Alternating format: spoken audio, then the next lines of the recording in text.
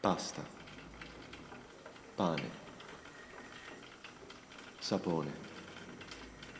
E poi? Cosa resta da prendere? E cosa resta da dare?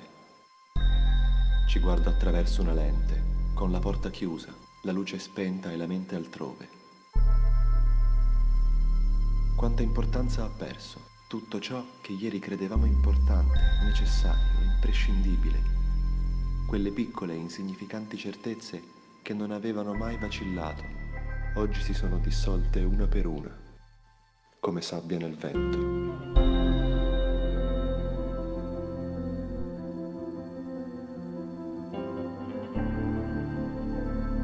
E adesso, che valore daremo al tempo, che fino a ieri correva inesorabile, mentre ora è lento, potente, immenso, eterno.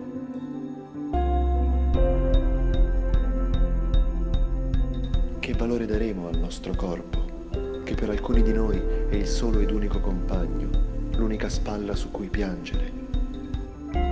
Che valore daremo alla tecnologia, che ci mostra come l'amore sia in grado di abbattere la dimensione dello spazio, come una risata possa abbattere schermi su schermi e dalle orecchie colpire dritta al cuore?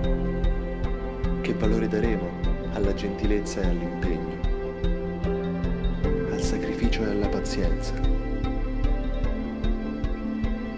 Ciò che guardiamo da queste finestre non è altro che un oceano visto da un oblò, distanti, come se fossimo naufragati e non vi fosse nessuna isola all'orizzonte.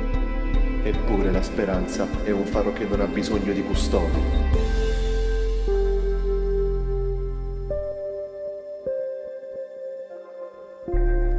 Siamo sempre stati soli, ma alcuni di noi se ne sono accorti solo ora. Siamo soli quando resta il nostro riflesso a ricambiare uno sguardo, quando chi abbiamo amato se n'è andato e non tornerà più. Allora dedichiamo un minuto a chi non ce la sta facendo, un minuto a chi è solo, un minuto a chi preferirebbe esserlo, un minuto a chi combatte e uno a chi è perito, un minuto a chi non si arrende, un minuto a chi prega per gli altri e uno a chi solo per sé,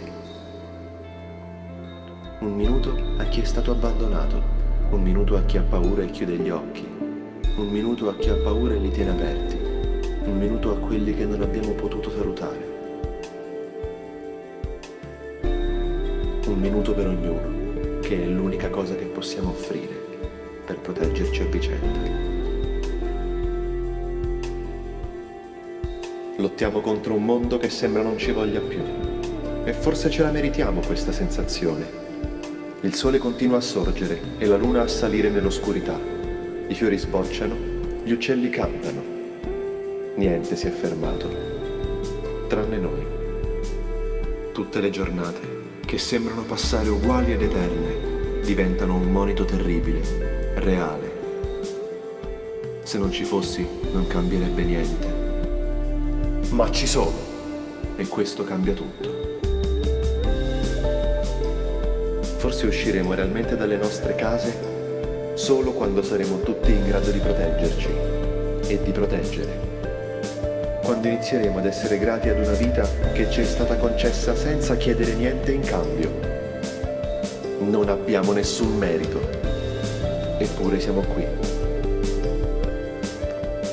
Spero che queste sensazioni restino in ognuno di noi come una cicatrice, come una voragine nel cuore, che ci ricordi che niente ci è dovuto, che ci ricordi di dire mi dispiace e grazie, che ci ricordi chi eravamo e chi siamo diventati.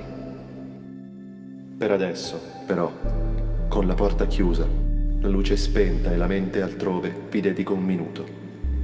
Mentre ci guardo attraverso la lente, sono tutti voi. Manca l'acqua.